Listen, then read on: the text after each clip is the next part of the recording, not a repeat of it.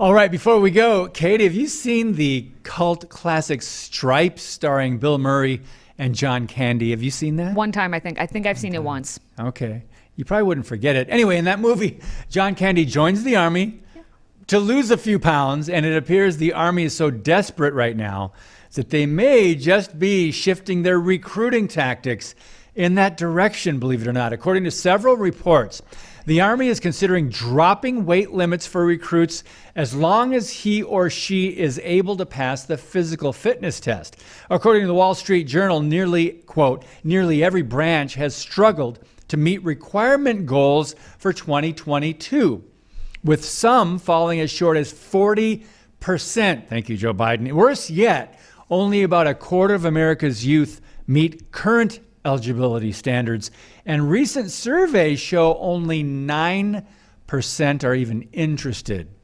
Another reason for low recruitment is the military's decision to go full woke, forcing DEI, diversity, equity, and inclusion training on recruits. Katie, you probably don't have any thoughts on that, do you? I have thoughts on everything, especially when it comes to this. Die!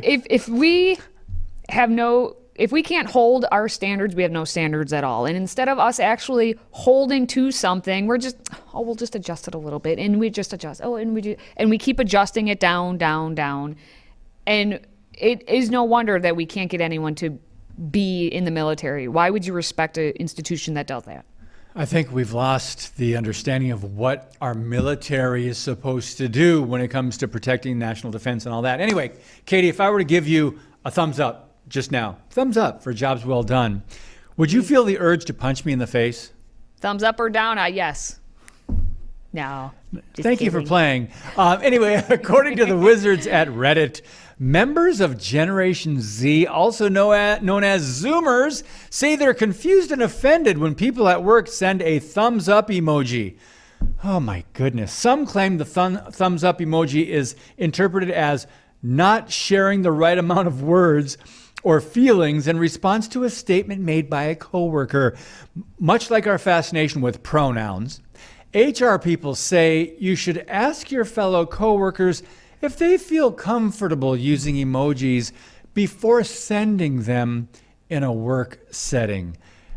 Katie, why are people so hypersensitive and insane about this stuff today? It's because we're too comfortable, way too comfortable. Maybe Wow. we should all take the military test as it was meant to be, and then we would be less comfortable, and then maybe we'd be like, wow, life isn't so bad. We should get off our little high horses, and it'll be okay in the end. Let's just all work together and give each other a thumbs up. Yeah. Which, by the way, very side note, but I thought this was a generation that can't talk to human beings. They don't know how to interact face to face. So you would think just a quick thumbs up is enough, but now they just want to talk about their feelings. Define it. What do you mean by that? What do you mean by that thumbs up? Anyway, I had a problem with sucking my thumb too long when I was a little kid. That's offensive to me. I'm joking.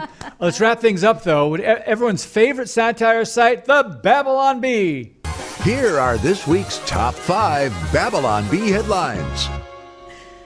We've picked our favorite Babylon Bee headlines to see which one should be crowned Queen of the Hive, and we start with Muslim families fight back on no-fly list after attending school board meeting. Oh my goodness. Next, Christians finding it easier to stop storing up treasure on earth under Biden. Oh, that's sadly true. Asked if he has cognitive ability to be a senator, Fetterman blinks twice for yes. Next, last-minute entrant, head of cabbage, surges to the lead in Pennsylvania Senate race. And finally, you're cracking Katie up here, with Tulsi Gabbard out of Democratic Party, title of hottest Democrat goes back to Nancy Pelosi. Katie. These Sorry. are so good. Sorry, yeah, this is a good one. Oh.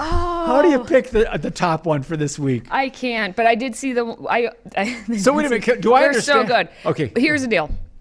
On the one with the cabbage, they missed an opportunity. I will say I like it, But they missed the opportunity to say, instead of a head of cabbage, I get what they were going with, but it could have been a Philly cheesesteak because we're talking about Pennsylvania here. So they could have went with a cheesesteak.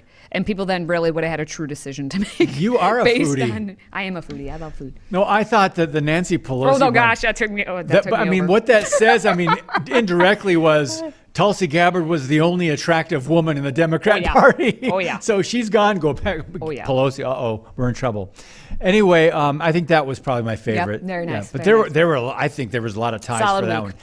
Tough one every week, ladies and gentlemen. Send us your thoughts on what you think was the favorite one. But that's going to wrap it up for this segment. More to come next time.